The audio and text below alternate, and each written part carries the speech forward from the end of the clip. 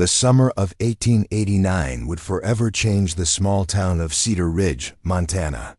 What began as a scandal that divided neighbors would become a story of unexpected compassion that challenged everything the townspeople believed about justice, redemption, and the true meaning of mercy. Before we jump back in, tell us where you're tuning in from, and if this story touches you, make sure you're subscribed because tomorrow I've saved something extra special for you. Margaret Sullivan had once been the pride of Cedar Ridge. At 23, she possessed the kind of beauty that made men tip their hats and women purse their lips in envy. Her auburn hair caught the prairie sunlight like spun copper, and her emerald eyes held a spark that promised adventure to anyone brave enough to look too long. She had married young, as was expected, to Thomas Whitman, the town's most prominent merchant and a man 15 years her senior. The Whitman General Store stood at the heart of Cedar Ridge's main street, its painted sign creaking in the constant Montana wind. Thomas had built his reputation on fair dealing and honest prices, qualities that had earned him respect among the ranchers and farmers who depended on his goods. He was a man of routine, rising each morning at dawn to sweep the boardwalk in front of his store, arranging his displays with mathematical precision, and closing his doors at exactly 6 o'clock each evening. Margaret had tried to be the wife Cedar Ridge expected her to be. She attended church every Sunday, sitting in the third pew beside her husband, her hands folded properly in her lap. She organized charity drives for the less fortunate and hosted tea parties for the other merchants' wives, serving delicate pastries on her grandmother's china. But beneath the surface of respectability, Margaret felt as if she were slowly suffocating. The marriage had been arranged by her father, who saw in Thomas Whitman a stable future for his daughter. What he hadn't considered was whether his spirited daughter would find contentment in a life of predictable domesticity. Margaret had dreams that stretched beyond the confines of Cedar Ridge, dreams of seeing the great cities back east, or perhaps traveling to San Francisco, where she'd heard women could own businesses and live lives of independence. Thomas, for his part, believed he had made an excellent match. Margaret was beautiful, well-bred, and came from a respectable family. He provided for her generously, ensuring she had fine dresses and a comfortable home. He couldn't understand why she seemed restless, why she would sometimes stand at their bedroom window for hours, staring out at the vast prairie with a longing he couldn't fathom. The trouble began when James Mackenzie arrived in Cedar Ridge. Mackenzie was everything Thomas was not: young, handsome, and blessed with the kind of easy charm that made conversation flow like water. He had come to Montana with dreams of striking it rich in the copper mines, but when those dreams proved elusive, he found work as a traveling salesman for a large company out of Denver. His territory covered the small towns scattered across the territory, and he made it his business to know everyone who mattered in each settlement. When Mackenzie first walked into the Whitman General Store, Margaret felt something she hadn't experienced in years, a flutter of genuine excitement. He had dark hair that curled slightly at the collar and eyes the color of storm clouds. When he smiled, which he did often, small lines crinkled at the corners of his eyes, suggesting a man who found joy in life's simple pleasures. "Mrs. Whitman," he said, removing his hat with a flourish, "I can see why your husband is considered the luckiest man in Cedar Ridge." Margaret felt her cheeks warm at the compliment. It had been months since anyone had spoken to her as anything other than Thomas's wife or the merchant's respectable spouse. Mackenzie saw her as a woman, and that recognition awakened something in her that she had thought was lost forever. Over the following weeks, Mackenzie's business required frequent visits to the store. He would arrive when Thomas was occupied with inventory or helping other customers, and he would engage Margaret in conversation about topics that ranged from literature to her opinions on the changing times. He treated her as if her thoughts mattered, as if she were more than just a pretty ornament in her husband's well-ordered life. "Have you read any of Mr. Twain's work?" Mackenzie asked one afternoon, leaning against the counter with casual elegance. Margaret's eyes lit up. Oh yes, the adventures of Tom Sawyer was wonderful. I found myself envying Tom's freedom to explore and have adventures. A woman with your intelligence and spirit deserves adventures of her own, Mackenzie replied, his voice low enough that only she could hear. Such conversations were dangerous in a town like Cedar Ridge, where gossip traveled faster than wildfire and reputation was everything. But Margaret found herself looking forward to Mackenzie's visits with an anticipation that both thrilled and terrified her. The first time they met outside the store, it was purely by accident. Margaret had been walking home from the church where she had been arranging flowers for Sunday's service when she encountered Mackenzie near the old oak tree that marked the edge of town.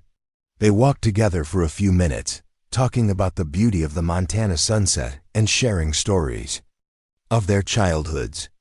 I grew up in a house where children were meant to be seen and not heard, Margaret confided.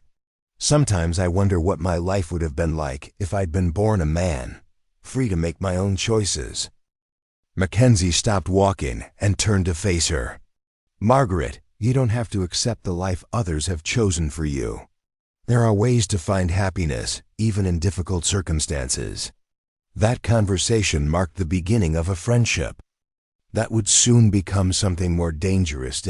They began meeting regularly, always in secret, always with the understanding that their relationship was forbidden. Margaret told herself that she was doing nothing wrong, that she was simply enjoying the company of someone who appreciated her mind as much as her beauty. But as the weeks passed, she found herself thinking about Mackenzie constantly, counting the hours until their next meeting. Mackenzie, for his part, seemed genuinely smitten with Margaret. He would bring her small gifts, a book of poetry, a pressed flower, a ribbon the color of her eyes. He spoke to her of places he had traveled and people he had met, painting pictures of a world far beyond the confines of Cedar Ridge. In Denver, I met a woman who owns her own restaurant, he told her one evening as they sat by the creek that ran behind the town. She's not married, doesn't answer to anyone but herself. She told me she's happier than any married woman she knows. Margaret absorbed these stories like a woman dying of thirst, each tale of female independence and adventure feeding a hunger she had tried so hard to suppress. The inevitable happened on a warm evening in late June. They had been meeting for nearly 2 months, and the tension between them had been building like pressure in a steam engine. Margaret had told Thomas she was visiting her sister in the next town, a lie that came easier than she had expected. Instead, she met Mackenzie at an abandoned cabin about 5 miles from Cedar Ridge. They talked for hours, sharing dreams and fears, with the kind of intimacy that Margaret had never experienced with her husband. When Mackenzie finally kissed her, it felt like coming alive after years of merely existing. In that moment, all thoughts of propriety and consequence fled her mind. Their affair continued through the summer, a secret that seemed to burn brighter with each passing day. Margaret had never felt so alive, so desired, so completely herself. She began to imagine a different life, one where she could be with Mackenzie openly, where she could follow her heart instead of society's expectations. But secrets have a way of revealing themselves, especially in small towns where everyone knows everyone else's business. The discovery came in the most mundane way possible. Mrs. Eleanor Hutchinson, the town's most dedicated gossip, had been picking berries near the old cabin when she saw Margaret's horse tied to a post outside. Curious, she had crept close enough to peer through a crack in the cabin wall, and what she saw sent her rushing back to town with news that would destroy Margaret's life. By the time Margaret returned home that evening, the entire town knew of her transgression. Thomas was waiting for her in their parlor, his face a mask of cold fury. Behind him stood Reverend Patterson, the town's moral authority, and Sheriff Morrison, whose presence suggested that this was more than a private family matter. "Margaret," Thomas said, his voice barely controlled, "I think you know why these gentlemen are here." Margaret felt her knees weaken, but she forced herself to stand straight. "Thomas, I can explain." "There's nothing to explain," Reverend Patterson interrupted. "Your sins have been witnessed and reported. The question now is what justice requires." In 1889, adultery was more than a moral failing. It was a crime that could result in public humiliation, imprisonment, or worse. Women who strayed from their marriage vows were often subjected to punishments designed to mark them as fallen creatures, warnings to other wives who might be tempted to follow similar paths. Sheriff Morrison stepped forward, his expression grave. "Mrs. Whitman, you're under arrest for adultery. You'll be held in the town jail until we can convene a proper hearing." Margaret's world collapsed in that moment. She thought of her parents, who would be devastated by the scandal. She thought of her younger sister, whose own marriage prospects might be ruined by association. Most of all, she thought of the life she had tried so hard to build, the respectability she had sacrificed for a few months of happiness. The next morning, the entire town gathered in the square for what would become known as the darkest day in Cedar Ridge's history. Margaret was brought from the jail, her wrists bound, her face pale but defiant. The crowd that had gathered included people she had known all her life, neighbors who had shared meals with her, friends who had confided their own secrets to her, children she had taught in Sunday school. Reverend Patterson stood on a makeshift platform, his Bible in hand, ready to pronounce judgment.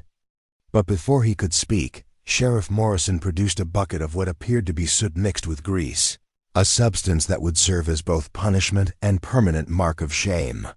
"The sentence for adultery," the sheriff announced, his voice carrying across the silent square, "is public humiliation and marking, so that all may know the consequences of sin." Preparing and narrating this story took us a lot of time, so if you are enjoying it, subscribe to our channel. It means a lot to us. Now back to the story. Margaret closed her eyes as the crowd pressed closer, their faces a mixture of righteous anger and morbid curiosity. She had known this moment would come from the instant she saw Mrs. Hutchinson's scandalized face, but knowing and experiencing were entirely different things. As the sheriff approached with the bucket, Margaret lifted her chin and met the eyes of her accusers. She would not beg for mercy from people who had never understood her struggles or her dreams. If she was to be marked as a fallen woman, she would face that fate with whatever dignity she could muster. The black substance was cold against her skin, and she felt it dripping down her face and onto her dress.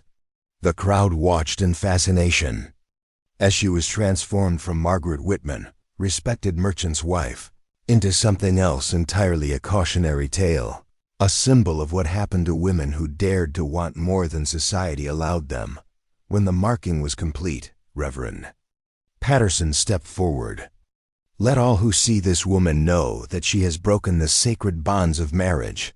She is no longer welcome in decent society, no longer fit for the company of respectable women. May her shame serve as a warning to others who might be tempted to follow her path." The crowd began to disperse, their appetite for spectacle satisfied. Margaret stood alone in the square, black streaks running down her face, her future as uncertain as the Montana sky. She had lost everything, her marriage, her home, her place in the community that had shaped her entire life. But as she stood there, abandoned and marked, she didn't yet know that 20 miles away, a lonely rancher named Samuel Cooper was riding towards Cedar Ridge, unaware that his life was about to intersect with hers in ways that would challenge everything both of them believed about justice, redemption, and the possibility of second chances. The story of Margaret Sullivan was far from over. In fact, it was just beginning. Samuel Cooper's horse kicked up dust clouds as he rode the familiar trail toward Cedar Ridge.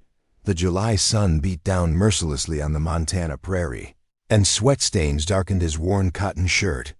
At 35, Samuel had the weathered look of a man who had spent most of his adult life working the land, his hands calloused from years of mending fences and handling cattle. His ranch, the Double C, sprawled across 1,500 acres of some of the finest grazing land in the territory. But success had come at a price. He had built his life in isolation, preferring the company of his cattle and horses to the complexities of human relationships. The last time he had ventured into Cedar Ridge was 3 months ago, when he needed supplies for the spring roundup. Samuel wasn't antisocial by nature, but something about the town's rigid social structure and gossip-filled conversations made him uncomfortable. He valued honesty and hard work above all else, qualities that seemed increasingly rare in civilized society. The reason for today's trip was purely practical. His foreman, Miguel Santos, had injured his leg in a fall from his horse, and Samuel needed to purchase medical supplies and arrange for a doctor to make the journey out to the ranch. Miguel had been with him for 8 years, ever since Samuel had found him half dead from thirst on the edge of his property. The Mexican had proven to be one of the most loyal and skilled men Samuel had ever known, and he wasn't about to let inadequate medical care put his friend's life at risk. As Samuel crested the hill overlooking Cedar Ridge, he noticed an unusual commotion in the town square. A crowd had gathered around what appeared to be some kind of public proceeding, though from his distance he couldn't make out the details. He spurred his horse forward, curiosity overcoming his usual reluctance to involve himself in the town's affairs. The crowd was beginning to disperse as Samuel reached the outskirts of the square, but he could see a lone figure standing in the center of the area, motionless and apparently abandoned. As he drew closer, Samuel realized it was a woman, and the sight that greeted him made his blood run cold. Margaret stood like a statue in the empty square, her face and hair streaked with a black substance that had begun to harden in the heat. Her once beautiful dress was stained beyond repair, and her hands trembled slightly at her sides. But it was her eyes that struck Samuel most forcefully. They held a mixture of defiance and despair that reminded him of a wild animal caught in a trap. Samuel dismounted and approached slowly, his boots echoing on the hard-packed dirt. "Ma'am," he said quietly, "are you hurt?" Margaret turned toward him, and Samuel saw the full extent of what had been done to her. The black substance covered most of her face, applied with deliberate cruelty to maximize humiliation. Yet beneath the degradation, he could see the remnants of remarkable beauty and, more importantly, a strength that hadn't been broken despite whatever ordeal she had endured. "I'm not hurt," Margaret replied, her voice steadier than she felt. "At least, not in the way you mean." Samuel nodded, understanding more than she might have expected. He had seen enough cruelty in his life to recognize its aftermath. "What's your name?" "Margaret Sullivan," she said, then corrected herself with bitter irony. "I suppose it's still Margaret Whitman, though I doubt my husband would claim me now." The name meant nothing to Samuel, but he could piece together enough of the situation to understand that this woman had been subjected to some form of public punishment. In his experience, such spectacles usually revealed more about the cruelty of the punishers than the crimes of the punished. "Where will you go?" Samuel asked. Margaret laughed, a sound devoid of humor. "I honestly don't know. I suspect every door in Cedar Ridge is now close to me. Perhaps I'll walk until I find a place where no one knows my shame." Samuel studied her face, seeing past the black streaks to the person beneath. He had always been a good judge of character, and something about this woman's bearing suggested that whatever she had done, she didn't deserve to be abandoned like a diseased animal. More importantly, she reminded him of a wounded creature, and Samuel had never been able to walk away from anything that needed help. "I have a proposition," he said, the words coming out before he had fully considered them. "I run a cattle ranch about 20 miles from here. I could use help with the cooking and general housekeeping, especially now that my foreman is laid up with an injury. The pay would be fair, and you'd have a roof over your head and 3 meals a day."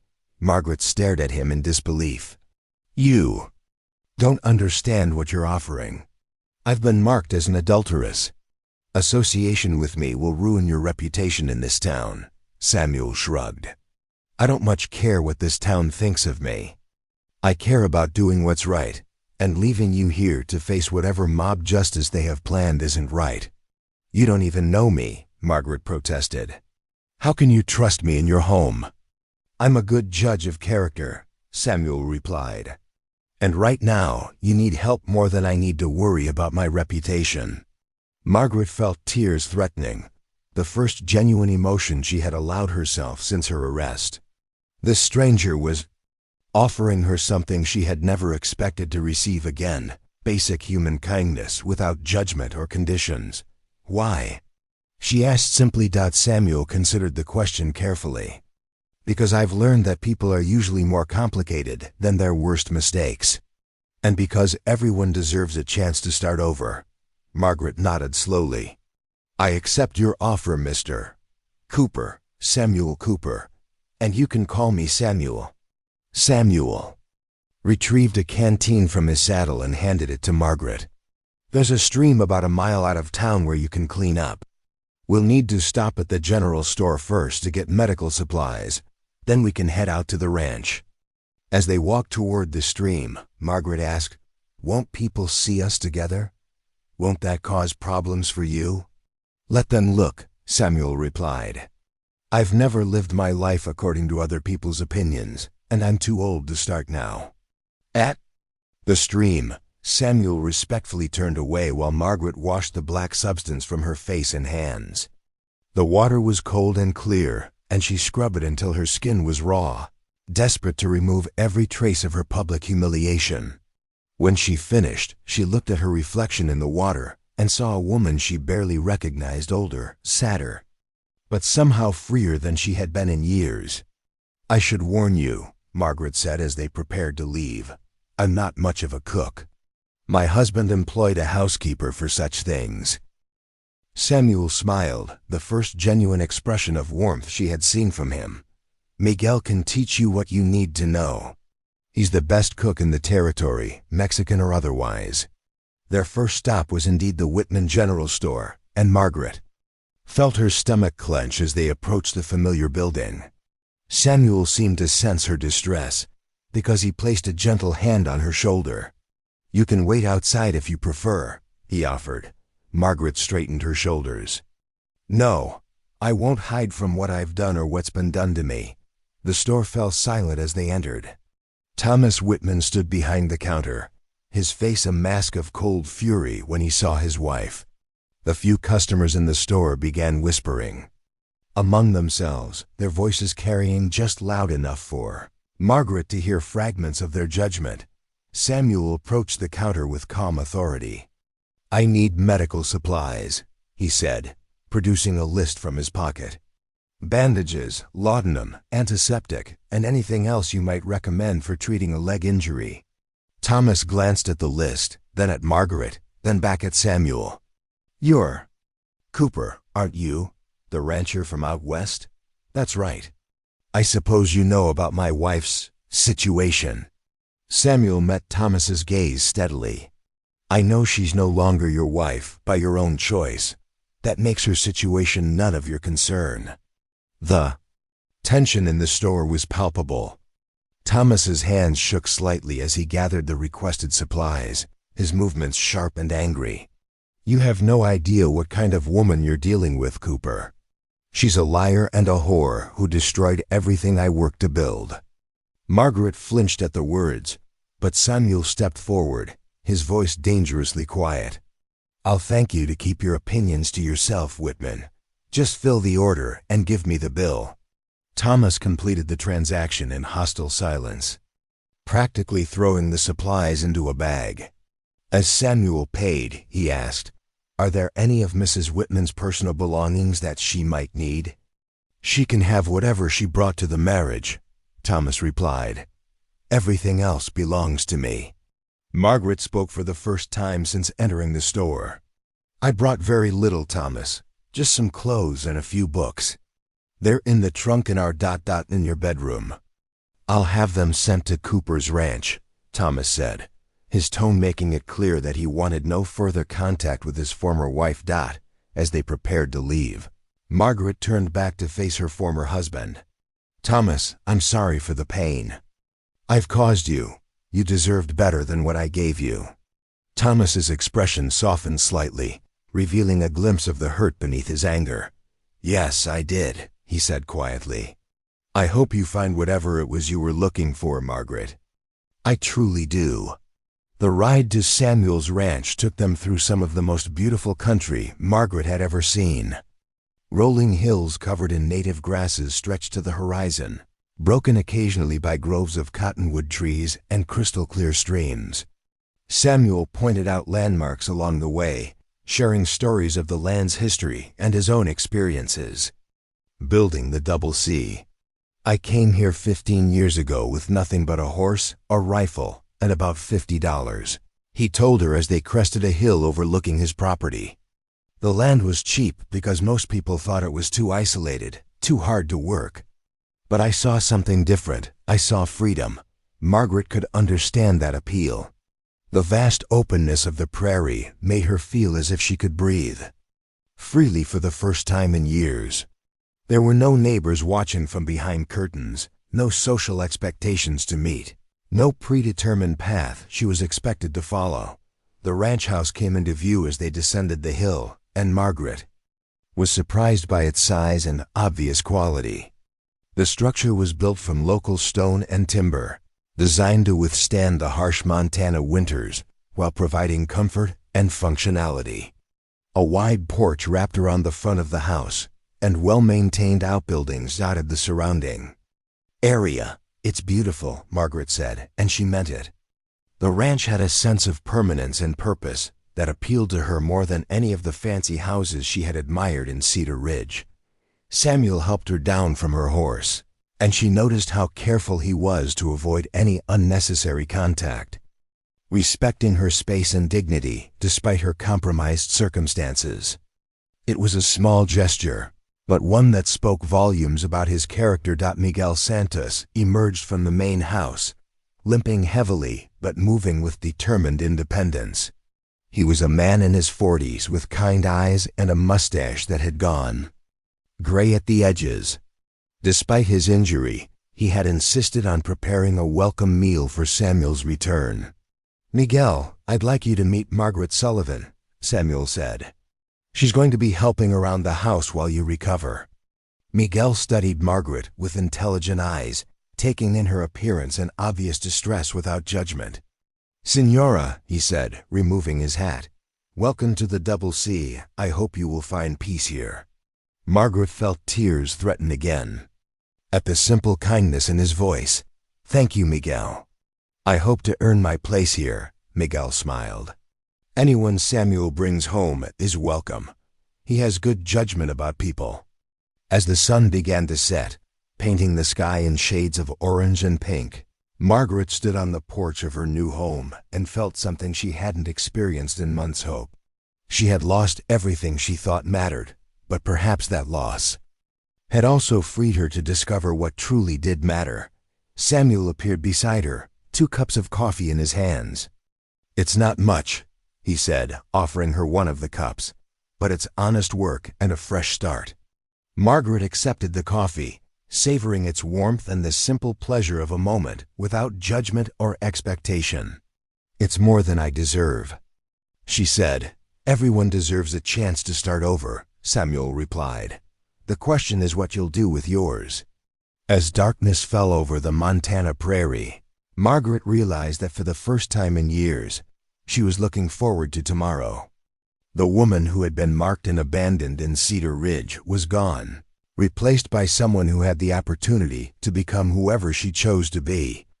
But she had no idea that her arrival at the Double C would soon test everything Samuel believed about justice, forgiveness, and the price of standing up for what was right. The real challenge lay ahead when the people of Cedar Ridge learned that their fallen woman had found sanctuary with one of their own. The Rancher's Mercy, Part 3. Margaret's first week at the Double C passed in a blur of hard work and small discoveries. She had risen before dawn each morning, determined to prove her worth to Samuel and Miguel. The ranch operated on a schedule dictated by the needs of the cattle and the rhythms of the land, and Margaret found herself adapting to this new way of life with surprising ease. Miguel had taken it upon himself to teach her the basics of cooking for working men. His leg injury kept him from his usual duties, but his mind remained sharp, and he guided Margaret through the preparation of hearty meals that would sustain the ranch hands through long days of physical labor. The secret, Miguel explained as he watched Margaret knead dough for the morning's biscuits, is to cook with respect. These men work hard, and they deserve food that honors their efforts. Margaret had never thought about cooking in such terms before. In her previous life, meals had been delicate affairs designed to impress rather than nourish. But there was something deeply satisfying about creating food that would fuel honest work, and she found herself taking pride in each perfectly browned biscuit and well-seasoned stew. Samuel worked alongside his men from sunrise to sunset, and Margaret caught glimpses of him throughout the day repairing fences, checking on cattle, or training the younger horses. He was a different man on his own land, more relaxed and confident than he had been in Cedar Ridge. She began to understand that the ranch wasn't just his livelihood. It was his refuge from a world that often disappointed him, the other ranch. Hands had accepted her presence with polite reserve. They were good men, mostly young cowboys who had drifted west seeking opportunity and adventure. They called her Miss Margaret and treated her with the careful respect due to any woman under their employer's protection.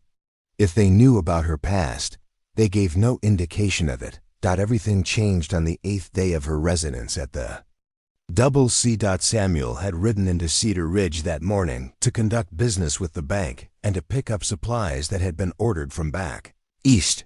He had asked Margaret if she needed anything from town, and she had shaken her head, still not ready to face the place where she had been so publicly humiliated. Margaret was hanging laundry on the line behind the house when she heard the sound of approaching horses. It was unusual for visitors to come to the ranch unannounced, and something about the purposeful way the riders approached set her nerves on edge. She recognized Sheriff Morrison immediately, his star-shaped badge catching the afternoon sunlight. Behind him rode Thomas Whitman, Reverend Patterson, and 4 other men she knew from Cedar Ridge, all respected members of the community who had witnessed her punishment.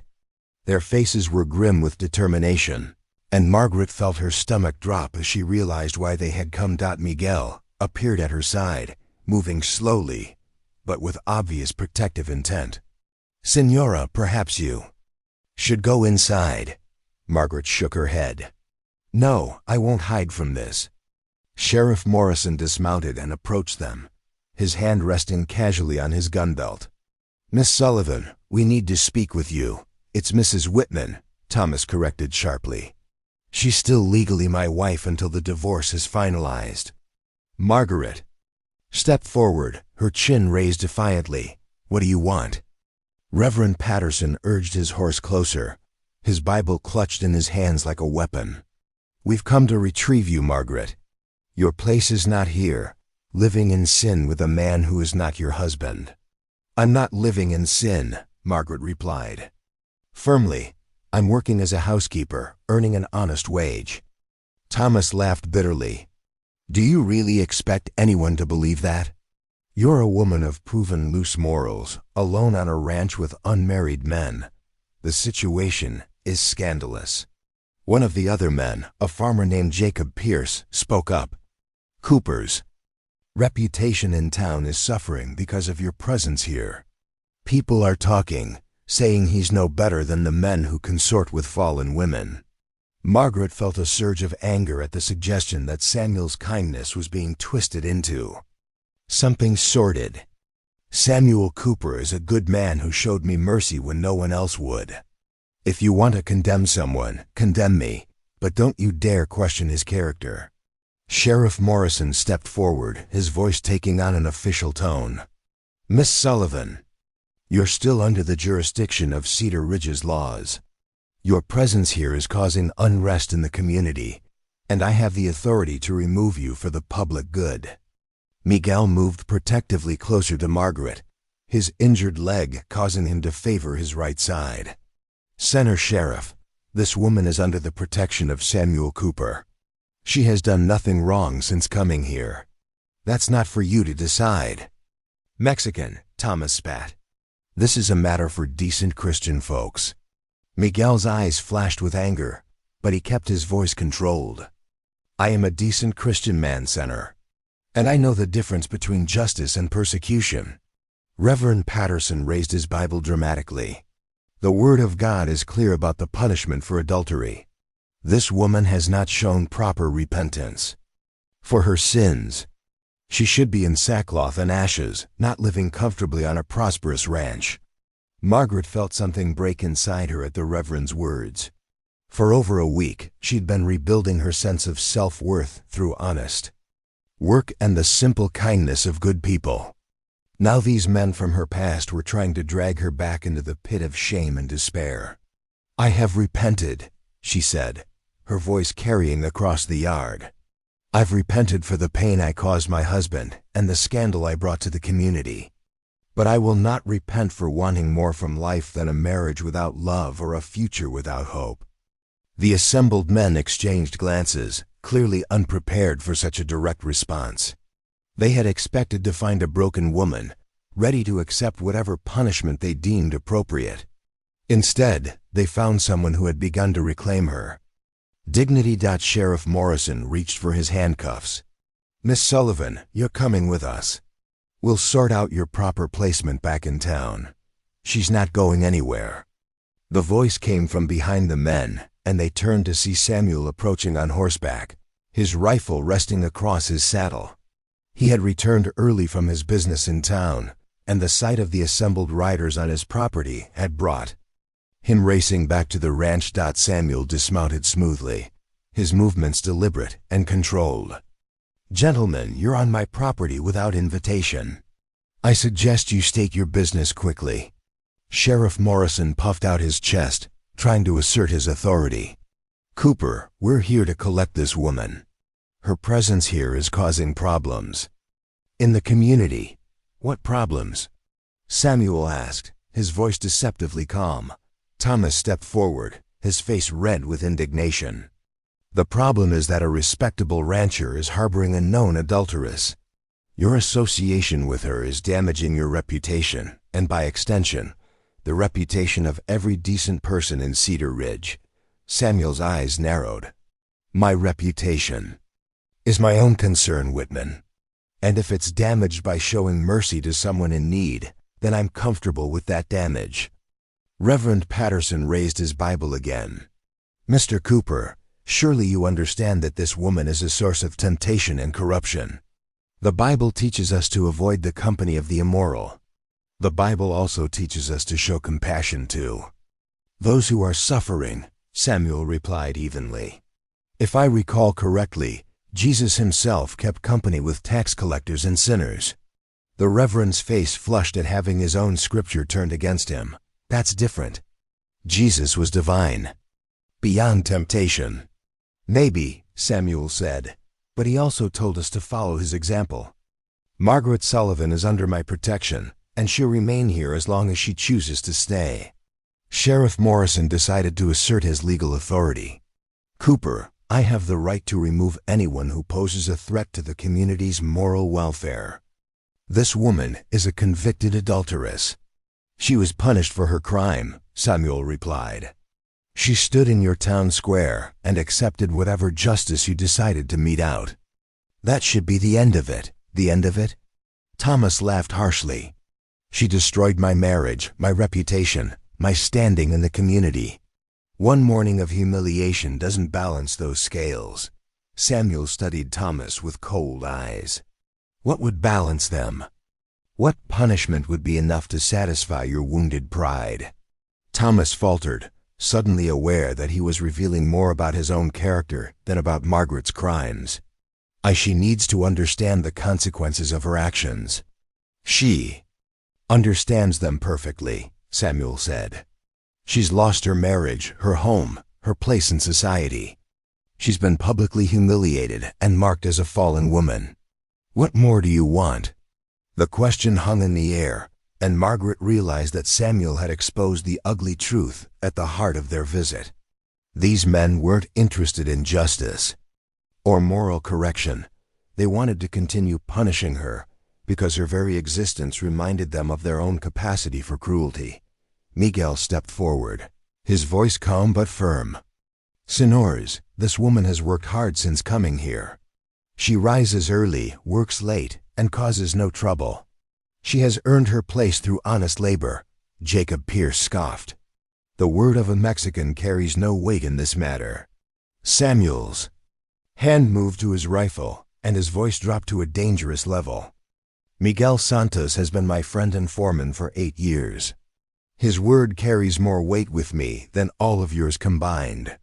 If you have a problem with that, you're welcome to take it up with me personally." The threat in Samuel's voice was unmistakable, and the men from Cedar Ridge suddenly remembered that they were outnumbered and outgunned on unfamiliar territory. Samuel Cooper might be a civilized man, but he was also a product of the frontier, and frontier men settled their disputes with more than words. Sheriff Morrison tried to regain control of the situation. "Cooper, you're interfering with the execution of justice." "I'm protecting an innocent woman from a mob," Samuel replied. "If you want to call that interfering with justice, then I'm guilty as charged." Margaret felt a warmth spread through her chest at Samuel's words. No one had ever stood up for her so completely, so fearlessly.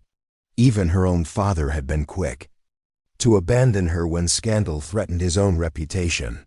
Reverend Patterson made one last attempt to assert moral authority. "Mr. Cooper, I urge you to reconsider. This woman is a source of corruption, a temptation that will lead good men astray." Samuel looked directly at Margaret, and she saw something in his eyes that made her heart skip a beat. "I found Miss Sullivan to be honest, hardworking, and grateful for the opportunity to start over. If that's corruption, then I welcome it." The men from Cedar Ridge realized they had lost this battle. Samuel Cooper was not going to be intimidated or shamed into surrendering Margaret, and they lacked the legal authority to force the issue on his own property. Sheriff Morrison remounted his horse, his face dark with frustration. "This isn't over. Cooper, the community won't stand for this arrangement indefinitely. The community will have to learn to live with it," Samuel replied. "Just as I've learned to live with the community's hypocrisy." As the men prepared to leave, Thomas called out one final time, "Margaret, you could still come back. I might be willing to forgive your transgression if you showed proper remorse." Margaret felt Samuel tense beside her, but she placed a gentle hand on his arm. "Thank you, Thomas, but I found something here that I never had in our marriage: respect. I won't trade that for forgiveness that comes with conditions." The riders departed in a cloud of dust and wounded pride, leaving Margaret, Samuel, and Miguel alone in the yard. The confrontation had lasted less than an hour, but Margaret felt as if something fundamental had changed in her relationship with both men. Samuel watched the riders disappear over the hill, then turned to Margaret. "I hope you understand what this means. They'll be back, and they'll bring more people with them. Your staying here is going to cause problems." Margaret nodded, her throat tight with emotion. "I know. If you want me to leave, I'll understand." "I don't want you to leave," Samuel said firmly. "But I want you to understand the choice you're making. Life is about to get more complicated for all of us." Miguel smiled despite the tension. "Senator Samuel, life has always been complicated. At least now we have good biscuits to help us through it." Margaret laughed despite herself, grateful for Miguel's ability to find humor in difficult situations.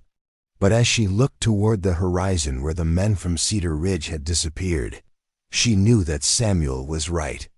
The real battle was just beginning, and the stakes were higher than any of them fully understood. The woman who had been marked as a fallen creature in Cedar Ridge's town square was gone, replaced by someone who had found her strength and wasn't willing to give it up without a fight. But she had also found something else: 2 men who were willing to stand beside her, against whatever came next. The question was whether their combined strength would be enough to withstand the storm that was surely coming, the weeks following. The confrontation brought an uneasy calm to the Double C Ranch. Samuel had increased the number of men working the property, ostensibly for the autumn roundup, but really as a precaution against further interference from Cedar Ridge. Margaret threw herself into her work with renewed determination, as if proving her worth could somehow justify Samuel's faith in her.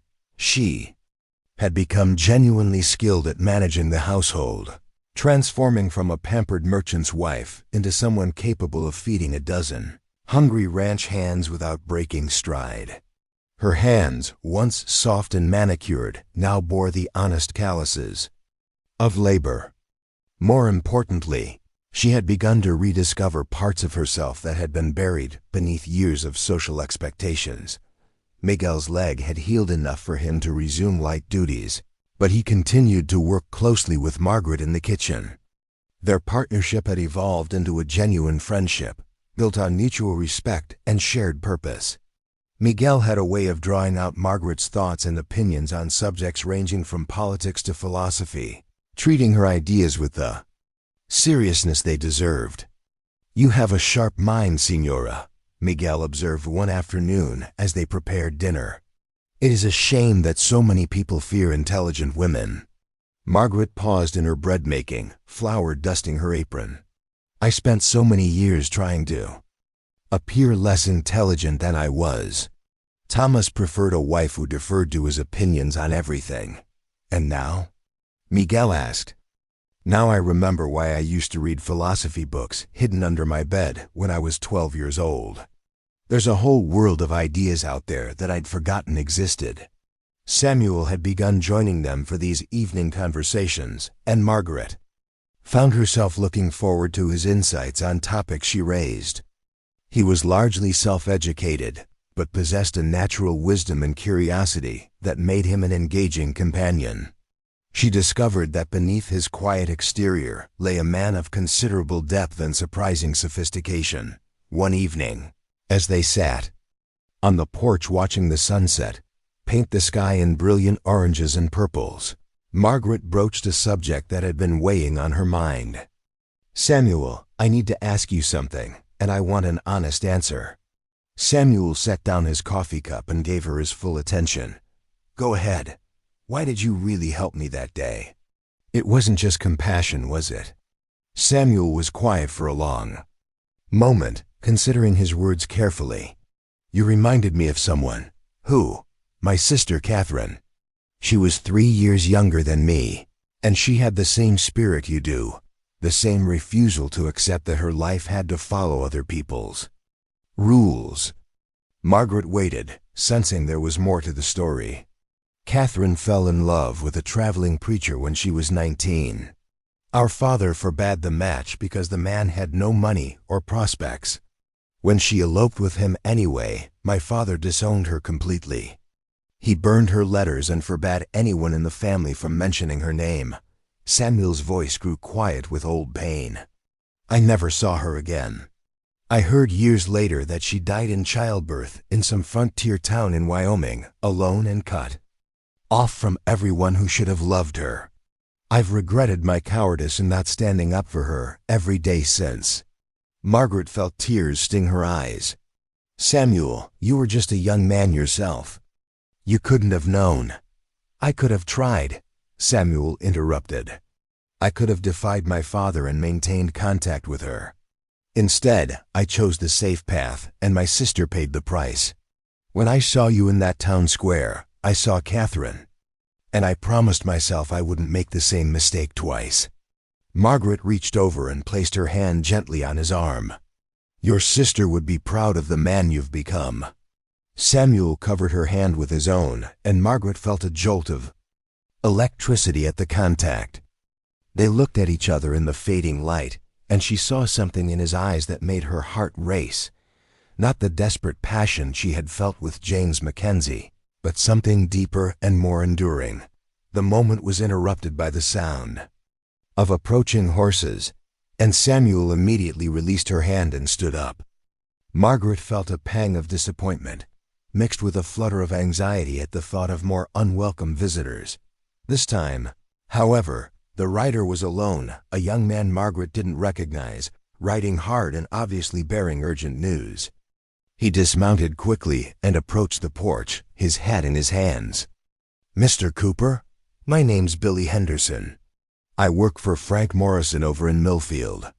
He sent me to warn you about what's happening in Cedar Ridge." Samuel invited the young man to sit and offered him water, waiting patiently as Billy caught his breath. "There's been meetings, Mr. Cooper. Secret meetings at the church and at Whitman's store. They're saying you're harboring a dangerous woman, that your ranch has become a den of iniquity that threatens the moral fabric of the whole territory." Margaret felt her stomach drop.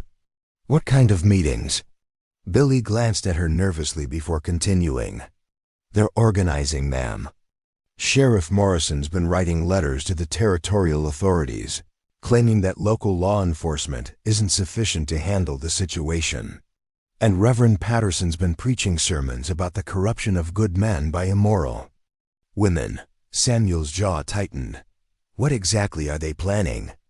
"Word is they're going to petition the territorial governor to intervene. They want to have you declared an unfit landowner and have your ranch put under territorial oversight." The implications of this news hit Margaret like a physical blow.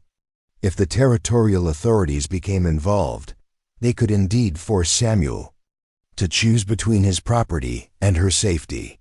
She couldn't allow him to lose everything he had worked for because of her presence. "There's more," Billy continued reluctantly. "Some of the more hot-headed men are talking about taking direct action. They say if the law won't handle the situation, they'll have to handle it themselves." Samuel stood up abruptly, his hands clenched into fists. "Are they threatening violence?" "Not directly, sir. But there's talk of burning out anyone who supports immorality, of making examples that will discourage others from defying community standards." Margaret felt the blood drain from her face. The situation had escalated far beyond what she had imagined possible. What had begun as a simple act of kindness was now threatening to destroy Samuel's life and possibly endanger everyone on the ranch. "I have to leave," she said quietly. Both men turned to look at her, and Samuel's expression was fierce. "Absolutely not. Samuel, they're threatening to destroy everything you've built. I won't let that happen because of me. Where would you go?" Samuel demanded. "Back to face their mob justice? To wander the frontier alone and defenseless? I won't allow it." Billy shifted uncomfortably, obviously wishing he weren't witnessing this private conversation. Margaret stood up and faced Samuel directly. "This isn't your decision to make," she said firmly. "I'm grateful for everything you've done, but I won't be the cause of your destruction." "And I won't be the cause of yours," Samuel replied with equal intensity. "We'll find another way." Miguel appeared on the porch, drawn by the sound of voices and sensing the tension in the air. Billy quickly filled him in on the news from Cedar Ridge, and Miguel's expression grew grave. "How much time do we have?" Miguel asked. Billy shrugged. "Hard to say. The petition to the territorial government could take weeks or months. But the other thing, that could happen any time." Samuel began pacing the length of the porch, his mind racing through possible solutions. What about Frank Morrison? Where does he stand in all this? "Mr. Morrison thinks the whole thing's gotten out of hand," Billy replied. "He's got no love for adultery, but he says what a man does on his own property is his own business, long as he's not breaking any laws." "And the other ranchers in the area?" "Mixed feelings, sir. Some agree with Morrison, others are worried about setting a precedent. Nobody wants to get crosswise with their neighbors over something that doesn't directly affect them." Margaret felt a surge of anger at the cowardice of people who would stand by and watch injustice unfold rather than risk their own comfort. But she also understood the position they were in. Frontier communities were small and interdependent, and taking sides in a controversy could have lasting consequences. "There is another option," Miguel said quietly. Everyone turned to look at him, and Margaret could see in his eyes that he was about to suggest something significant. "My cousin Carlos has a ranch in New Mexico territory. It's good land, and he's been looking for a partner to help expand his operation. He's a fair man who judges people by their actions, not their past. Samuel studied his foreman's face. You're suggesting we all leave Montana? I'm suggesting that sometimes strategic retreat is the wisest course of action, Miguel replied. This situation is only going to get worse, and eventually someone is going to get hurt. Carlos would welcome all of us, and New Mexico is far enough away that the gossips of Cedar Ridge couldn't follow. Margaret felt a mix of hope and despair at the suggestion. The idea of starting completely over in a new place was both terrifying and appealing, but she couldn't bear the thought of forcing Samuel to abandon the ranch he had spent 15 years building. Samuel, you can't seriously be considering this, she said. This is your home, your life's work. Samuel stopped pacing and looked out over his land, his expression unreadable. Home is more than just a place, Margaret. It's about the people who matter to you and the principles you're willing to defend. Billy cleared his throat, obviously uncomfortable with the personal nature of the conversation he was witnessing. Mr. Cooper, I should get back. Mr. Morrison will want to know I delivered the message safely. Samuel thanked the young man and offered him a hot meal and a place to sleep for the night, but Billy declined, saying he wanted to get back to Millfield before full darkness fell. As he mounted his horse, he offered one final piece of advice. Sir, whatever you decide to do, you'd better decide soon. The mood in Cedar Ridge is getting uglier by the day, and it's going to boil over before long. After Billy rode away, the three of them sat in heavy silence, each lost in their own thoughts. The peaceful evening had been shattered by the reality of their situation, and Margaret felt the weight of responsibility crushing down on her. I need some time to think, she said finally, standing up from her chair. Samuel caught her hand as she passed. Margaret, promise me you won't do anything rash. Promise me you won't try to leave on your own. Margaret looked down at his strong hand holding hers, then into his eyes, which were filled with concern and something deeper that made her heart ache. I promise I won't leave without telling you first. It wasn't the promise he wanted, but it was all she could give him. As she walked into the house, Margaret felt the full weight of the choice she faced. She could stay and potentially watch Samuel lose everything he had worked for, or she could leave and face an uncertain future alone. Neither option seemed bearable, but one thing was becoming increasingly clear: the peaceful interlude at the Double C Ranch was coming to an end. That night, Margaret lay awake in her small room, staring at the ceiling and trying to imagine a future that didn't end in tragedy for the people she had come to care about.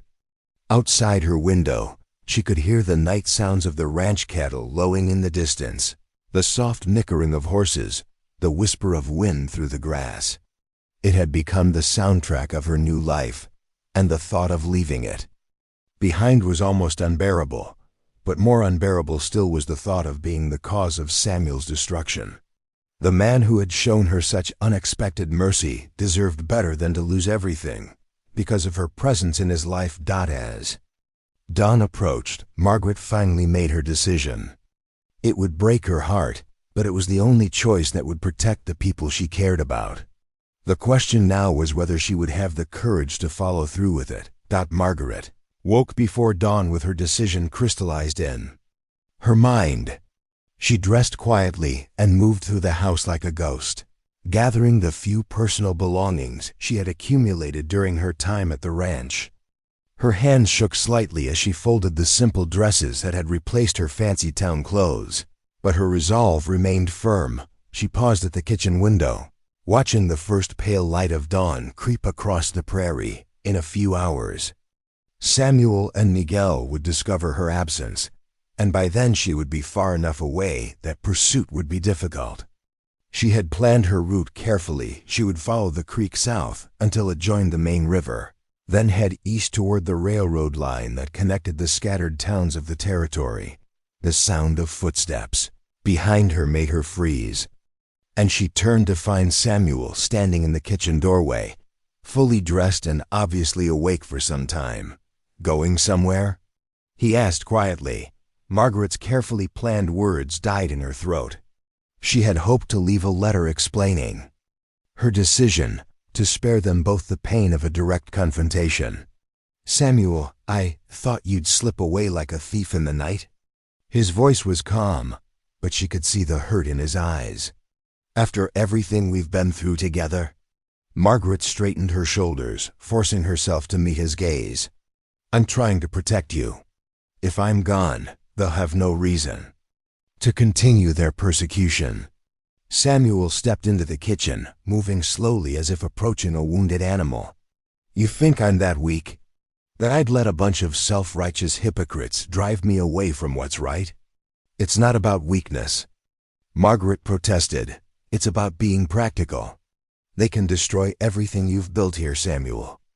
Your ranch, your reputation, your future. I won't be responsible for that."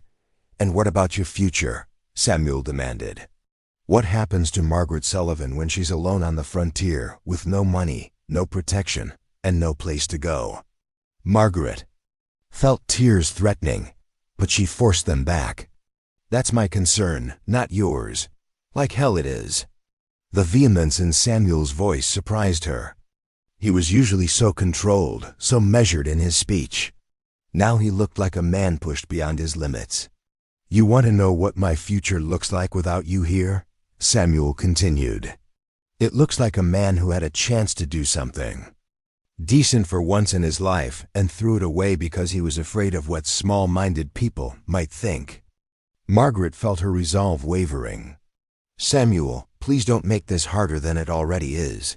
"Good. It should be hard. Important decisions usually are."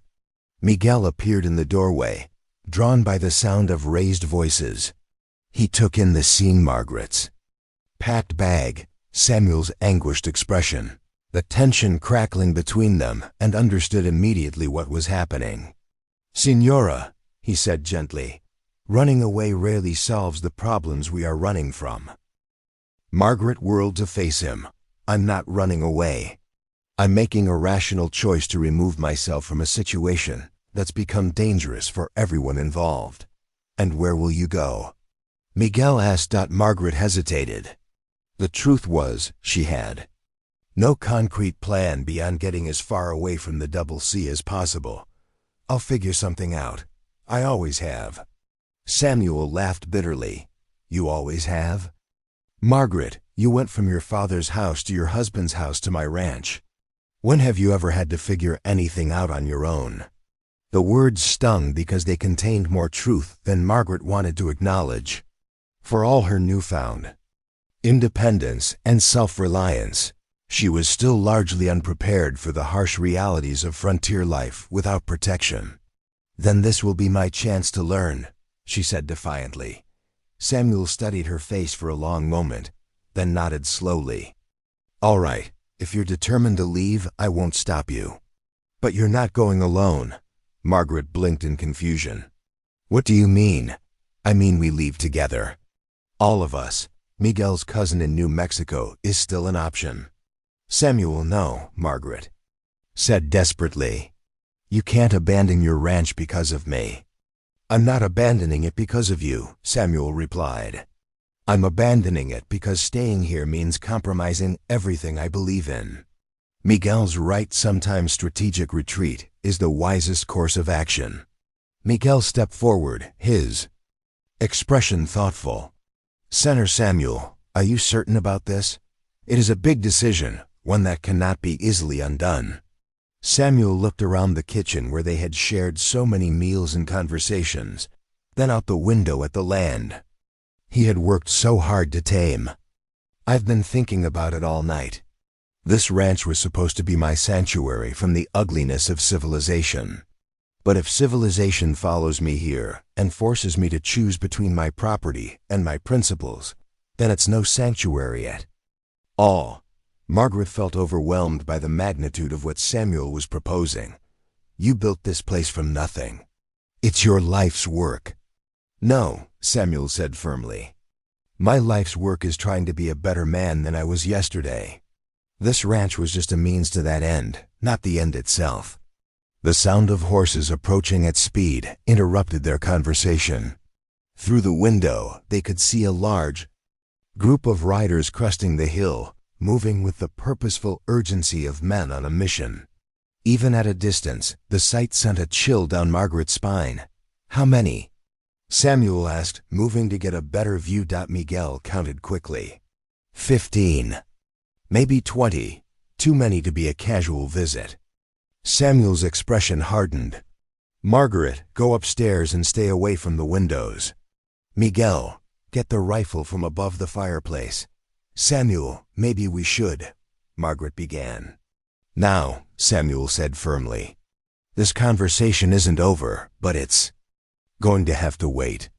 Margaret reluctantly climbed the stairs to the second floor, but instead of hiding in her room, she positioned herself at a window that gave her a clear view of the front yard.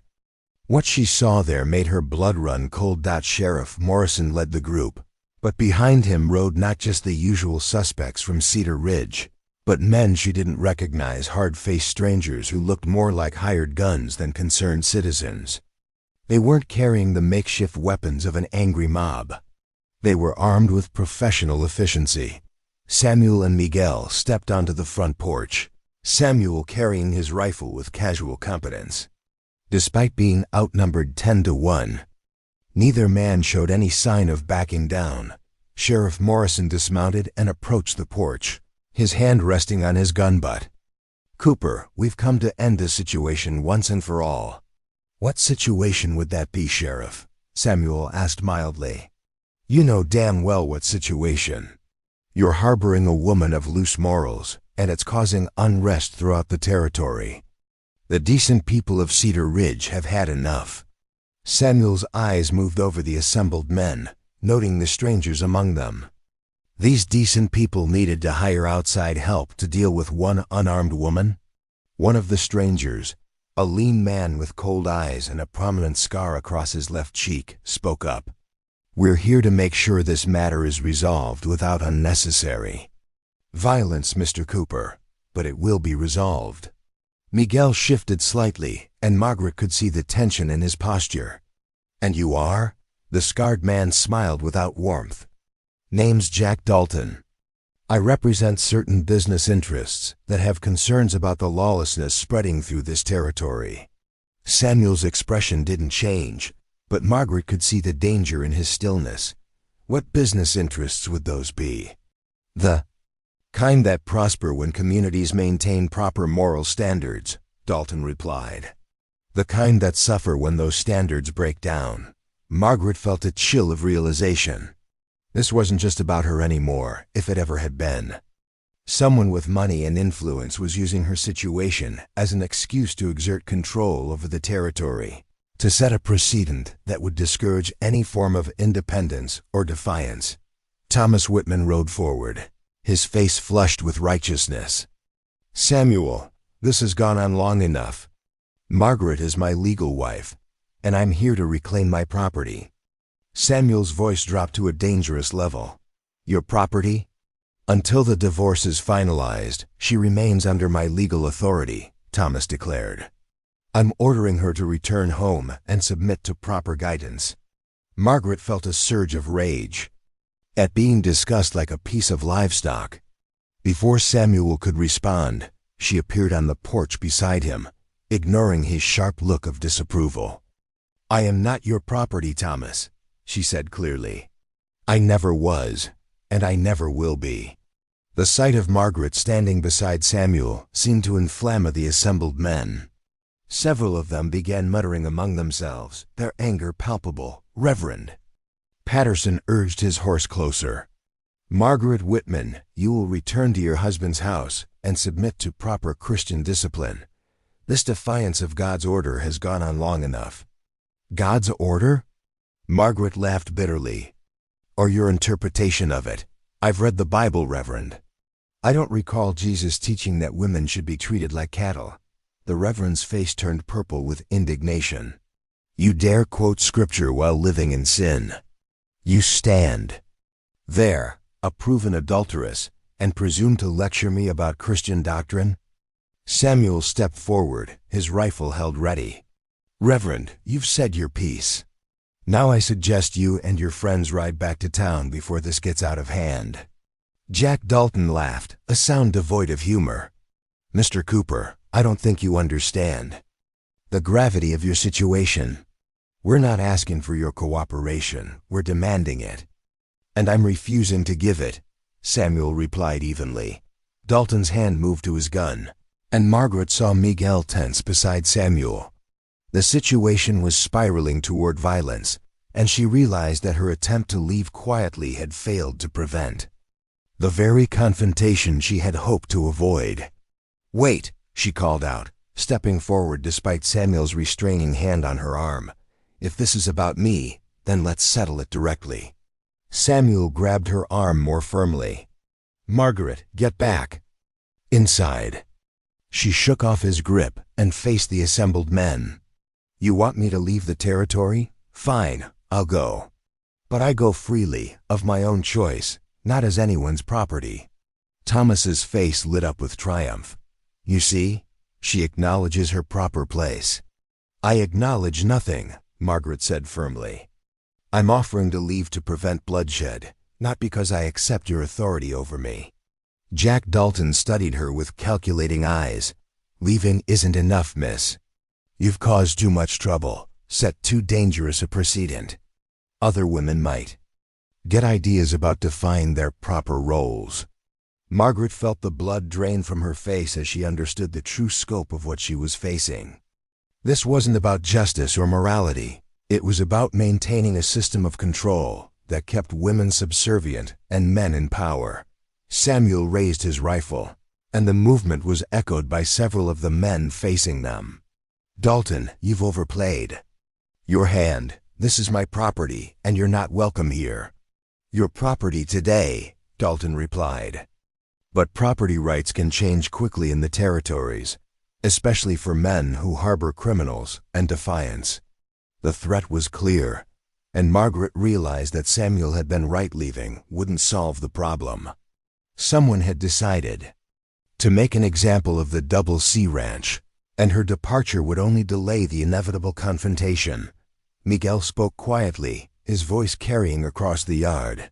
"Senors, you have made your position clear. Now we must make ours equally clear." "And what position is that?" Sheriff Morrison asked. Miguel smiled, but there was steel in his expression. "That some principles are worth fighting for, regardless of the cost." The tension in the yard ratcheted up another notch, and Margaret realized they had reached the point of no return. Whatever happened next would change all their lives forever, and she found herself standing at the center of a conflict that had grown far beyond anything she could have imagined. As the two sides faced each other across the dusty yard, Margaret felt a strange sense of clarity. For the first time in her life, she was exactly where she chose to be, standing beside people who valued her as a person rather than viewing her as property to be controlled. Whatever the cost, she would not betray that gift. The morning sun climbed higher in the Montana sky, bearing witness to a confrontation that would determine not just Margaret's fate, but the future of everyone brave enough to stand up for what they believed was right. The standoff stretched across several tense minutes, with both sides calculating their chances and weighing their options. Margaret could feel the weight of 20 pairs of eyes fixed on her, and she realized that, in this moment, she had become something more than just a woman who had strayed from her marriage. She had become a symbol of resistance against forces that sought to control every aspect of people's lives. Jack Dalton broke the silence, his voice carrying a tone of false reasonableness. "Mr. Cooper, I can see you're a man of principle. I respect that. But principles don't stop bullets, and they don't pay for rebuilding burned ranches." Samuel's grip on his rifle never wavered. "Are you threatening my property, Dalton?" "I'm stating facts," Dalton replied. "This territory is changing, Mr. Cooper. The railroad's coming through, bringing civilization and order. Men who cooperate with that progress will prosper, men who resist it." He let the implication hang in the air, and Margaret felt a chill. At the casual way he discussed destroying lives and livelihoods. Miguel stepped closer to Samuel, his own weapon ready. "Senator Dalton, you speak of civilization, but you bring only the gun and the threat. Where I come from, we have a word for men like you." Dalton's eyes narrowed. "And what word is that, Mexican?" "Coward," Miguel said simply. The insult hit its mark, and Margaret saw Dalton's hand twitch toward his gun. But before anyone could draw, the sound of approaching riders echoed across the valley. Everyone turned to see another group of horsemen, approaching at full gallop, their numbers roughly equal to Dalton's force. Samuel squinted against the morning sun, trying to identify the newcomers. As they drew closer, Margaret heard him curse under his breath, whether in relief or frustration. She couldn't tell. The lead rider was Frank Morrison, the rancher from Millfield who had sent Billy with the warning. Behind him rode a mix of cowboys and ranchers that Margaret didn't recognize, but their intent was clear from the weapons they carried and the determined expressions on their faces. Frank Morrison reined in his horse near the edge of the confrontation, his eyes taking in the scene with experienced assessment. He was a man in his 50s, weathered by years of frontier life, but carrying himself with the quiet authority of someone who had earned his neighbor's respect. "Jack Dalton," Morrison said, his voice carrying across the yard. "I might have known you'd be at the center of this." Dalton turned in his saddle, his expression shifting to one of cautious wariness. "Morrison, I didn't expect to see you here, didn't you?" Morrison replied. "When word spread that you were riding on Cooper's ranch with a private army, did you really think the other ranchers in this territory would just sit by and watch?" Sheriff Morrison, looking increasingly uncomfortable with the situation he had helped create, urged his horse forward. "Frank, this is official business. The territorial authorities have concerns about the moral climate." "Bullshit," Frank Morrison interrupted bluntly. "The territorial authorities are worried about railroad money and mining interests. This has nothing to do with morality and everything to do with control." Margaret felt a surge of hope as she realized that Samuel and Miguel weren't as isolated as they had seemed. The arrival of Frank Morrison's men had changed the balance of power, turning what had been a hopeless confrontation into something approaching an even fight. Dalton's scarred face showed the first signs of uncertainty. "Morrison, you're making a mistake. The forces I represent have long memories and deep pockets. Cross them now, and you'll regret it later." Frank Morrison laughed, a sound full of genuine humor. "Dalton, I've been working this land for 25 years. I've survived droughts, blizzards, Indian raids, and cattle rustlers. You think I'm going to be intimidated by some railroad lackey with delusions of importance?" One of the men behind Morrison spoke up, his voice carrying the accent of an educated Easterner. "Mr. Dalton, I believe you know who I am." Dalton's expression shifted to one of genuine alarm. "Judge Harrison, What are you doing here?" Judge Harrison was a distinguished-looking man in his 60s, his presence commanding respect even in rough frontier clothing. Margaret had heard of him. He was one of the territorial judges, known for his fairness and his refusal to be influenced by political pressure.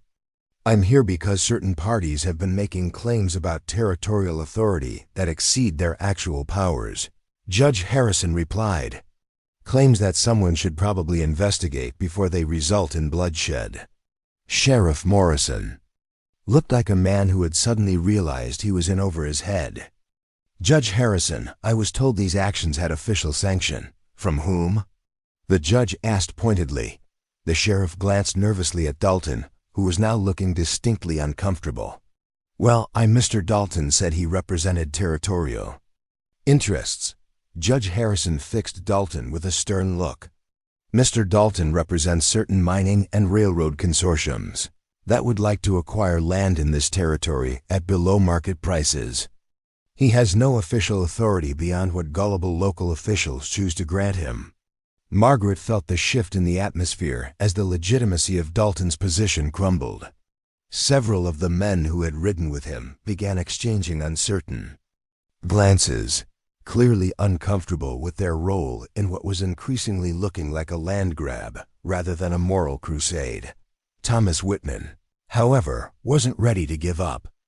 Judge Harrison, regardless of Mr. Dalton's authority, the fact remains that my wife is living in sin with another man. That's still against territorial law. Judge Harrison studied Thomas with obvious distaste. Mr. Whitman, your wife is working as a housekeeper on Mr. Cooper's ranch. If you have evidence of anything beyond that, I'd be interested to hear it. She's an adulteress, Thomas protested. She was publicly punished for her crime. She was publicly humiliated by a mob, Judge Harrison corrected. There was no trial, no legal proceeding, no due process. What happened in Cedar Ridge was vigilante justice, not territorial law. Margaret felt tears of relief threatening as she heard. Someone in authority finally acknowledged the injustice of her treatment. For weeks, she had carried the weight of believing that she deserved what had happened to her. Reverend Patterson couldn't remain silent any longer. Judge Harrison, surely you don't condone adultery? The Bible is clear about the punishment for such sins. Judge Harrison turned his attention to the Reverend. The Bible is also clear about forgiveness, Reverend. And more importantly for my purposes, territorial law is clear about the separation of church and state. Your religious concerns don't supersede civil law. Dalton attempted to regain control of the situation. Judge Harrison, you're interfering with a legitimate business concern. The railroad needs stable, moral communities along its route. This situation threatens that stability. No, Mr. Dalton, Judge Harrison replied firmly. What threatens stability is men like you using fear and intimidation to drive honest farmers and ranchers off their land. That's what I'm here to stop. Frank.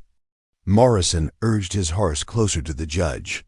Your Honor, what exactly is the legal situation here? Judge Harrison considered the question carefully. Mr. Cooper has broken no laws by employing Mrs. Whitman as a housekeeper. Mrs. Whitman has broken no laws by accepting such employment. The divorce proceedings between Mr. and Mrs. Whitman are a civil matter that will be resolved in court, not by mob action. He turned to address the entire assembled group. Any man who attempts to use violence to resolve this situation will answer to territorial law. That includes burning, assault, or any other form of intimidation. Margaret felt the tension begin to drain from her shoulders as she realized that the immediate threat of violence was diminishing. But she also understood that the underlying issues hadn't been resolved, they had merely been postponed. Dalton wasn't finished. Judge Harrison, you're making a mistake. The interests I represent have significant influence with the territorial government. They won't forget this interference. Judge Harrison's expression hardened. Mr. Dalton, are you threatening a territorial judge? Dalton seemed to realize he had overstepped. I'm simply stating facts about political realities. Here's a political reality for you, Judge Harrison replied. I have the authority to issue warrants for the arrest of anyone who threatens territorial officials. Would you like to test the extent of that authority? The confrontation was clearly over. Dalton's hired guns were already beginning to back away, unwilling to face down a territorial judge and Frank Morrison's men. Even the citizens of Cedar Ridge were starting to look uncomfortable, realizing they had been manipulated into supporting something far beyond their original concerns. Sheriff. Morrison cleared his throat nervously. Judge Harrison, perhaps we should return to town and discuss the situation more official setting.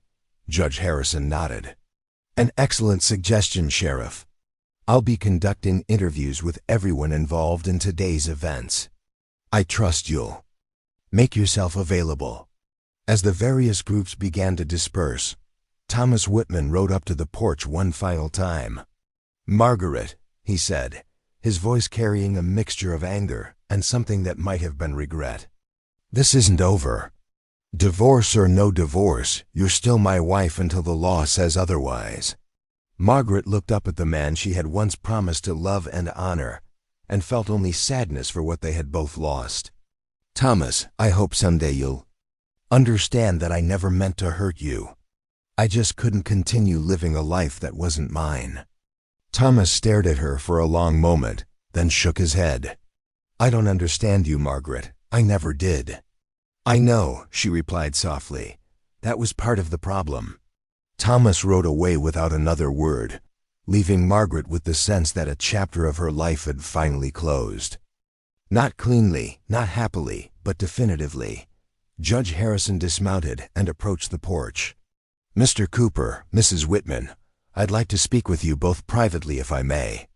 Samuel nodded and invited the judge inside, while Frank Morrison took charge of ensuring that Dalton's men left the area without causing further trouble. Miguel remained on the porch, watching the departing riders with suspicious eyes in the kitchen, where so many important conversations had taken place. Judge Harrison accepted a cup of coffee and studied both Samuel and Margaret with intelligent eyes. I want to be clear about the legal situation, he began. Mrs. Whitman, your divorce proceedings are still pending, which means you remain technically married. However, as long as your arrangement here is genuinely that of employer and employee, there's no legal impediment to your remaining at the ranch. Margaret felt relief wash over her. Thank you, Your Honor. I understand the delicacy of the situation. Judge Harrison nodded. Mr. Cooper, you've made some powerful enemies today. Jack Dalton's employers won't forget this, and they have long reaches. You might want to consider whether this battle is worth the war it's likely to provoke. Samuel's expression was resolute. Judge Harrison, some things are worth fighting for, regardless of the cost. The judge studied Samuel's face for a moment, then smiled slightly. I hope you're prepared for what that fight might entail. The railroad and mining interests have resources and patience. They'll find other ways to pressure you. Let them come, Samuel replied. I'm not going anywhere. Judge Harrison finished his coffee and stood to leave. Mrs. Whitman, I want you to know that what happened to you in Cedar Ridge was wrong. No woman should be subjected to that kind of treatment, regardless of her past mistakes. Margaret felt tears threatening again. Thank you, Your Honor. You'll never know what it means to hear someone in authority say that. As Judge Harrison prepared to mount his horse, he offered one final piece of advice. The situation today has been resolved, but the underlying tensions remain. Be careful, both of you. And remember that sometimes discretion truly is the better part of valor. After the judge rode away with Frank Morrison's group, the ranch fell into an almost eerie quiet. The immediate crisis had passed, but Margaret sensed that they were now in the eye of a storm rather than beyond its reach. Samuel and Miguel stood on the porch, watching the last of the riders disappear over the horizon. Margaret joined them, and for a moment, none of them spoke. Well, Miguel said finally, that was interesting. Samuel laughed despite the tension. That's one way to put it. Margaret looked at the two men who had risked everything to protect her, and felt a profound sense of gratitude mixed with continued worry. They'll be back, won't they? In some form or another. Samuel nodded grimly. Probably. But we'll face that when it comes. Together? Margaret asked. Samuel turned to look at her, and she saw something in his eyes that made her heart skip a beat. If that's what you want. Margaret realized that for the first time in her life, she was being offered a genuine choice about her future, not a choice between predetermined options selected by others, but a real opportunity to decide her own path. Yes, she said quietly, that's what I want. As the three of them stood together on the porch of the Double C Ranch, Margaret understood that while today's battle had been won, the war for her freedom and her right to choose her own destiny was far from over. But for the first time since her world had collapsed in Cedar Ridge's town square, she felt ready to fight for the life she wanted, rather than simply accepting the life others thought she deserved. 3 months had passed since the confrontation at the Double C Ranch, and autumn had painted the Montana landscape in brilliant shades of gold and crimson. Margaret stood at the kitchen window, watching Samuel work with a new colt in the corral, his patient movements a testament to the same gentle strength he had shown her on that first day. The legal proceedings had concluded with surprising swiftness once Judge Harrison became involved. Thomas had agreed to an uncontested divorce in exchange for Margaret relinquishing any claim to property or financial support, a bargain she had accepted gladly. The woman who had once worried about maintaining her social position now found freedom more valuable than security. Jack Dalton and his employers had made good on their threats, but in ways that revealed more about their character than their power. A series of bureaucratic challenges to Samuel's land claims had been easily defeated with proper legal representation. Anonymous attempts to spread rumors about the ranch's operations had backfired when other ranchers rallied to Samuel's defense. The railroad consortium had even tried to have the ranch declared a public nuisance, but Judge Harrison's influence had ensured that complaint disappeared into territorial bureaucracy. The most significant change, however, had been in the relationship between Margaret and Samuel themselves. The crisis had stripped away the careful politeness that had characterized their early interactions, replacing it with something deeper and more authentic. They had begun taking evening walks together, their conversations ranging from practical ranch matters to philosophical discussions that lasted well into the night. Margaret had discovered that Samuel possessed a keen intelligence that complemented her own, along with a dry sense of humor that emerged when he felt comfortable enough to let his guard down. He, in turn, seemed fascinated by her insights and opinions, treating her thoughts with a respect she had never received from Thomas. Miguel had watched their growing closeness with obvious approval, occasionally making remarks that suggested he saw their relationship as inevitable. Some people are meant to find each other, he had observed one evening after watching them debate the merits of various authors, even if it takes tragedy to bring them together. The ranch itself had prospered despite the attempts at sabotage. Samuel's reputation among his fellow ranchers had actually improved as word spread about his principled stand against outside intimidation.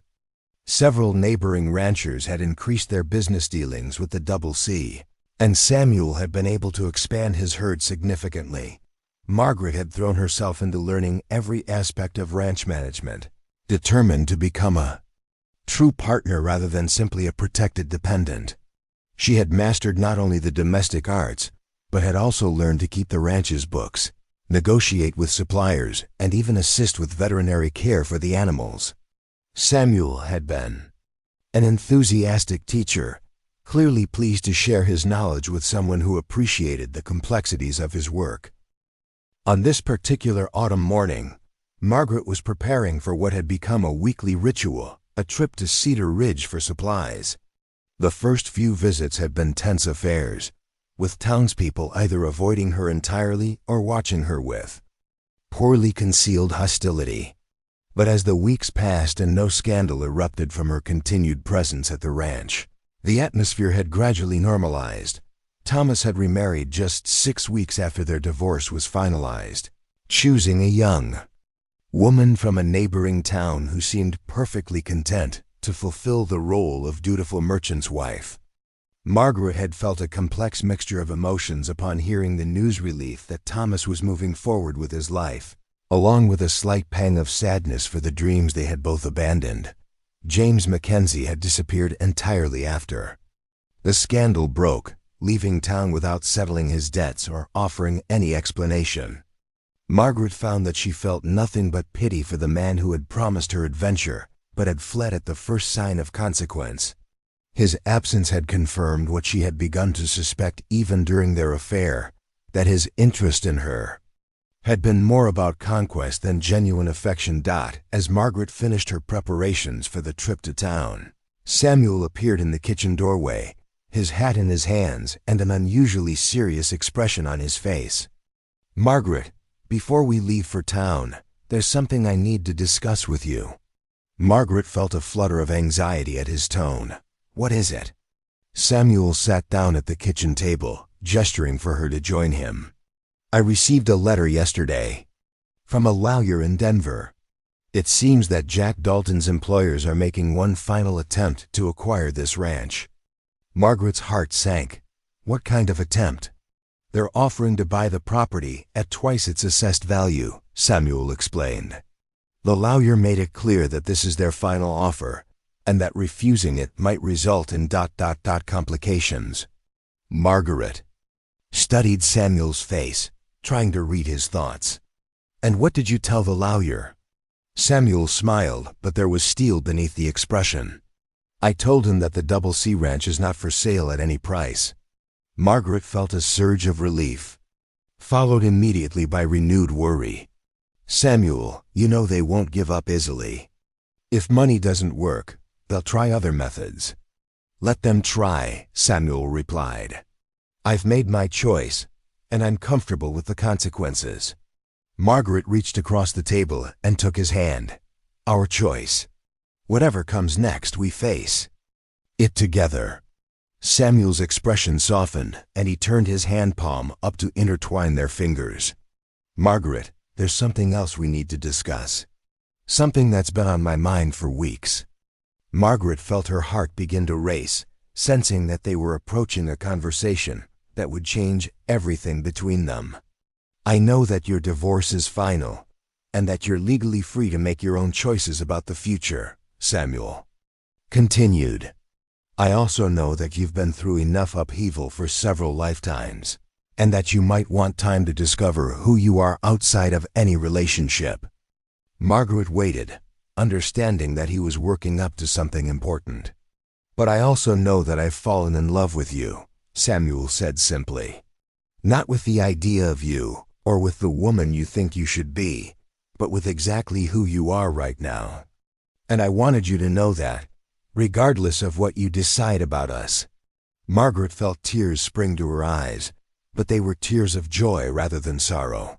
"Samuel Cooper, you have the worst timing of any man I've ever known." Samuel's face fell slightly. "I'm sorry, I didn't mean to pressure you." Margaret silenced him by leaning across the table and kissing him gently. When she pulled away, his expression of confusion had been replaced by one of wonder. "I said your timing was terrible," Margaret explained, "because I've been trying to work up the courage to tell you the same thing for weeks. I love you, Samuel. I love your integrity, your kindness, your strength, and the way you see the best in people, even when they can't see it in themselves." Samuel stood up and pulled Margaret into his arms, holding her close as if he was afraid she might disappear. "Are you sure?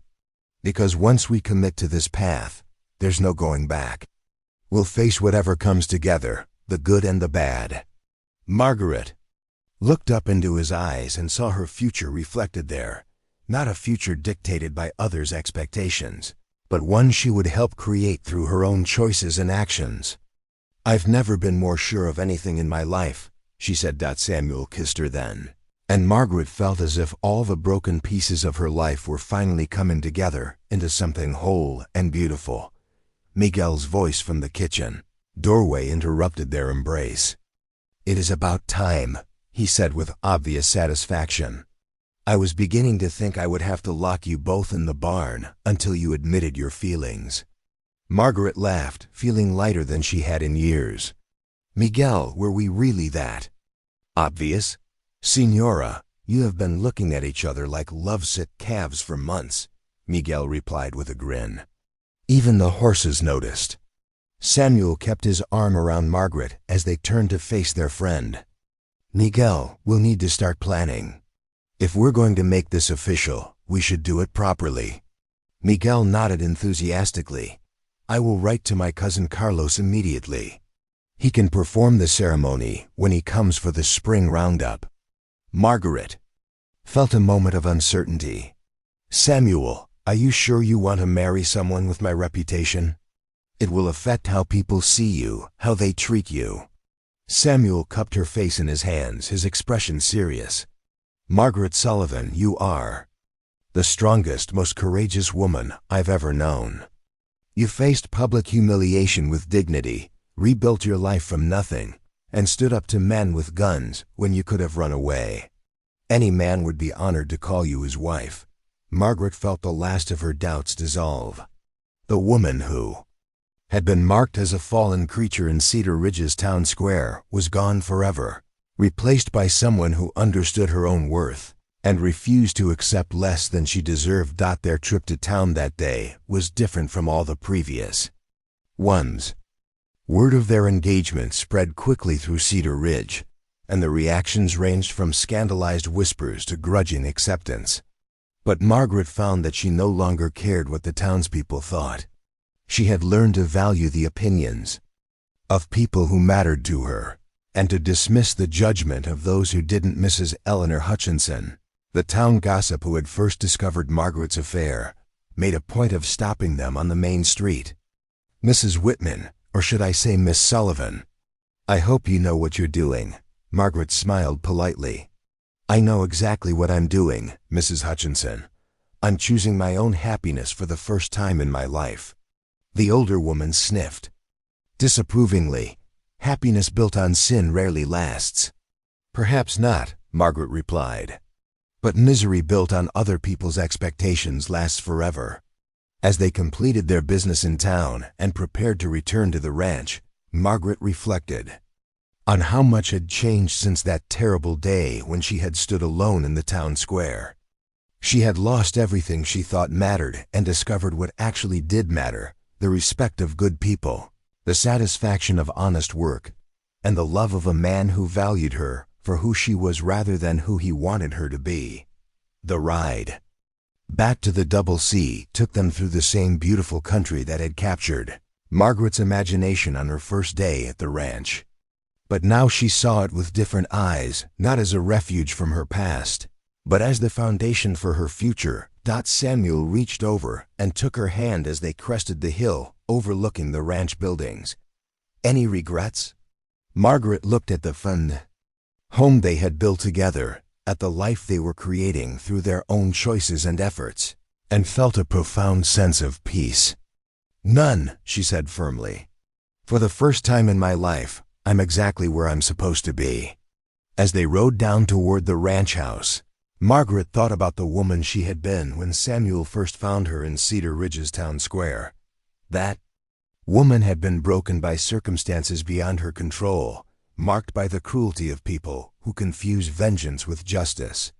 But she had also possessed a spark of defiance that refused to be extinguished, and it was that spark that had ultimately saved her. The ranch hands who worked for Samuel had accepted Margaret completely, treating her with respect due to their employer's intended wife. They had seen her worth demonstrated through her actions rather than judged by her past mistakes. In their acceptance, Margaret had found a community that valued character over reputation. That evening, as the three of them sat on the porch watching another spectacular Montana sunset, Miguel raised a toast with cups of coffee. "To new beginnings," he said solemnly. "To second chances," Samuel added. "To have the courage to choose your own path," Margaret concluded. As the stars began to appear in the darkening sky, Margaret understood that her story was not about redemption or forgiveness, it was about transformation. She had not been saved by Samuel's mercy. She had saved herself by refusing to accept the limitations others tried to impose on her life. The woman who would marry Samuel Cooper in the spring was not the same person who had committed adultery in a desperate search for something missing from her life. Nor was she the broken creature who had been publicly humiliated for her transgression. She was someone entirely new, a woman who had learned that true strength came not from conforming to others' expectations, but from having the courage to define yourself. And in the vast expanse of the Montana prairie, under stars that had witnessed countless human dramas of loss and redemption, Margaret Sullivan had finally found her home. 5 years had transformed the Double C Ranch into one of the most prosperous spreads in Montana territory. What had begun as Samuel's solitary refuge had evolved into a thriving operation that, Employed over 30 men and managed nearly 3,000 head of cattle across expanded acreage. Margaret Cooper stood on the front porch of their enlarged home, watching her husband direct the spring branding with the same patient authority he had shown that first day when he had offered her sanctuary. The addition of 2 wings to the original ranch house had been necessary not just for their growing prosperity, but for their growing family. Their 3-year-old daughter, Catherine, named for Samuel's sister, played in the yard under Miguel's watchful eye. The little girl had inherited her mother's auburn hair and her father's steady temperament, along with an independent streak that promised interesting challenges ahead. At 18 months, their son David showed signs of the same strong will, though he was currently more interested in the ranch dogs than in asserting his autonomy.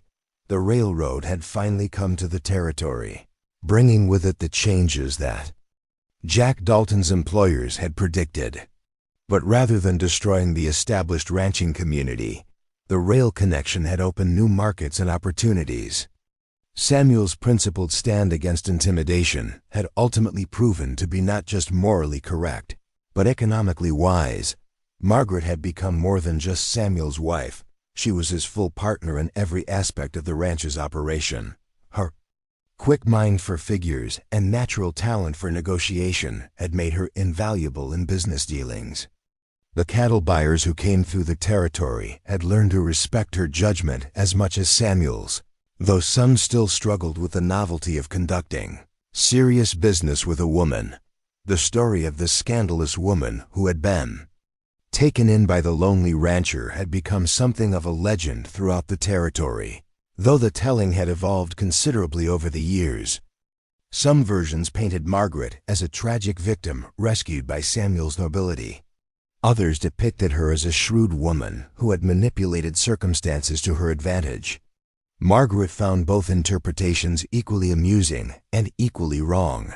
The truth, as she had come to understand it, was both simpler and more complex than either version suggested.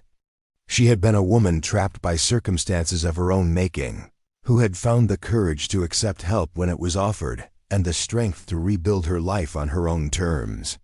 Samuel had provided the opportunity, but the transformation had been entirely her own work. Cedar Ridge had changed as well. Thomas Whitman's second marriage had produced the quiet, dutiful wife he had always wanted, along with 2 sons who would presumably inherit his business. He occasionally crossed paths with Margaret during her trips to town, and their interactions had settled into a pattern of polite civility. The anger had faded from his eyes, replaced by something that might have been understanding, though they never discussed their shared past. James Mackenzie had resurfaced briefly 3 years earlier, working as a salesman for a competitor of Thomas's store. His attempt to renew his acquaintance with Margaret had been met with such complete indifference that he had left town within a week. Margaret felt no satisfaction in his obvious decline, only pity for a man who had never learned to accept responsibility for his choices. Reverend Patterson had been replaced by a younger minister, whose sermons focused more on compassion than condemnation. The new pastor had even called on the Cooper family shortly after David's birth, offering congratulations and expressing hope that they would consider joining the congregation.